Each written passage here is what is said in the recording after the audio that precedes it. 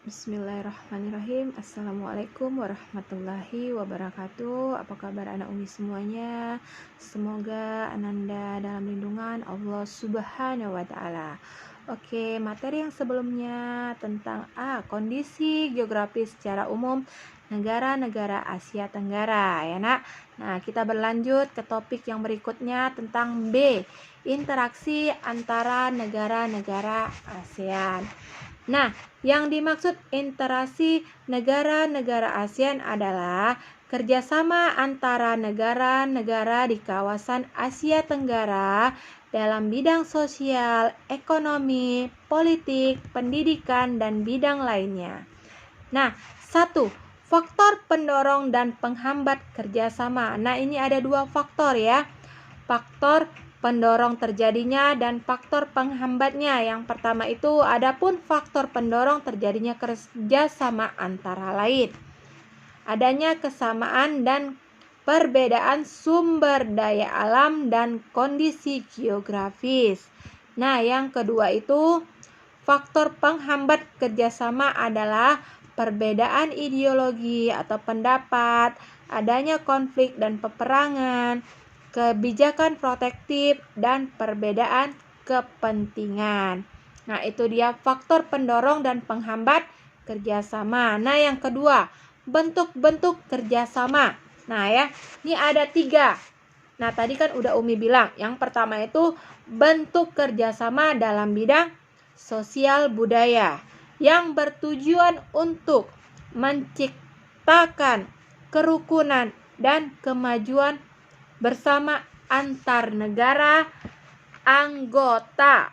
Nah, kalau di bidang kerjasama politik dan keamanan bertujuan untuk menciptakan keamanan, stabilitas, dan perdamaian di kawasan Asia Tenggara. Sedangkan di bidang pendidikan bertujuan untuk meningkatkan kualitas pendidikan di kawasan Asia Tenggara dan daya saing internasional. Itulah bentuk-bentuk kerjasama anggota ASEAN. Yang ketiga, pengaruh kerjasama terhadap kehidupan di ASEAN. Ya, negara-negara di kawasan Asia Tenggara sepakat akan membentuk pasar tunggal. Pasar tunggal ini dikenal dengan sebutan Masyarakat Ekonomi ASEAN atau MEA. Dengan adanya MEA, suatu negara dapat menjual barang atau jasa ke negara anggota ASEAN dengan mudah. Oleh karena itu, setiap negara anggota mulai bersaing dalam menyiapkan sumber daya manusia atau SDM sehingga mampu bersaing dalam MEA. Nah, yang keempat mengenai upaya-upaya meningkatkan kerjasama di antara negara ASEAN ya. Nah, yang pertama itu terdapat 3 pilar dalam kerjasama antara anggota ASEAN. Ketiga pilar itu adalah kerjasama politik, keamanan, ekonomi, dan sosial budaya. Guna meningkatkan kerjasama di antara anggota diperlukan dorongan dari sesama anggota ASEAN tersebut berupa kekompakan, keterbukaan, persatuan, dan kesetiakawanan sosial. Oke, nah tadi udah B kan Umi jelaskan, sekarang masuk topik C. Pengaruh perubahan dan interaksi keruangan terhadap kehidupan di negara-negara ASEAN. Nah, simak ya nak apa yang Umi bilang. Nah, yang pertama itu perubahan ruangan dan interaksi antar ruang akibat faktor alam. Nah, yang dimaksud dengan perubahan akibat faktor alam adalah iklim, geologi, dan faktor sumber daya. Sebagian besar wilayah ASEAN dipengaruhi oleh iklim matahari, muson, dan iklim tropis.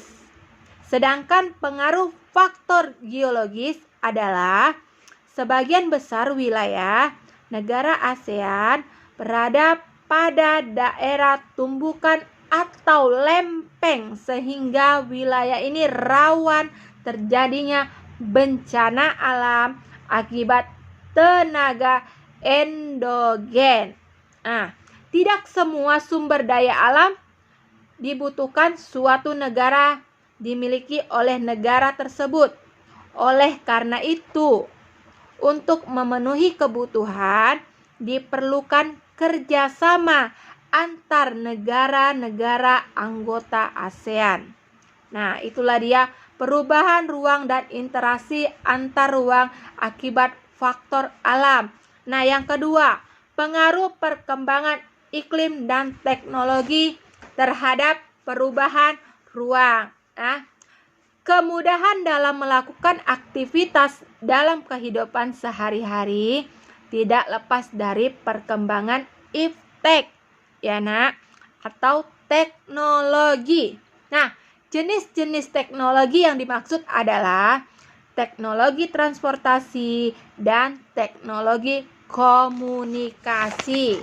Nah, itulah dia ya nak, tentang pengaruh perkembangan ilmu dan teknologi terhadap perubahan ruang. Nah, yang ketiga yaitu pengaruh perubahan ruang terhadap kehidupan ekonomi, ya.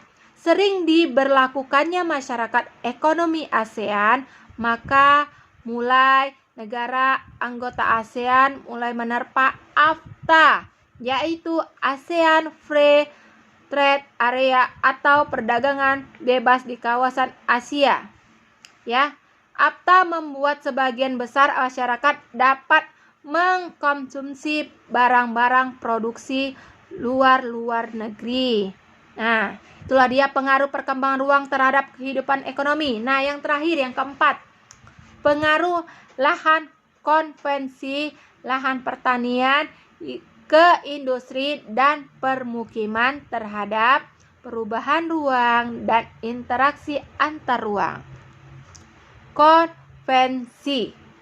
Konvensi itu ialah aturan yang tidak tertulis, dilakukan secara berulang-ulang serta diterima sebagai suatu hukum, ya. Nah, konvensi lahan ini meliputi konvensi lahan pertanian, menjadi lahan industri, dan lahan pemukiman. Nah, sampai situ saja materi untuk hari ini anak-anak Umi. Tugas akan Umi berikan di classroom. Assalamualaikum warahmatullahi wabarakatuh.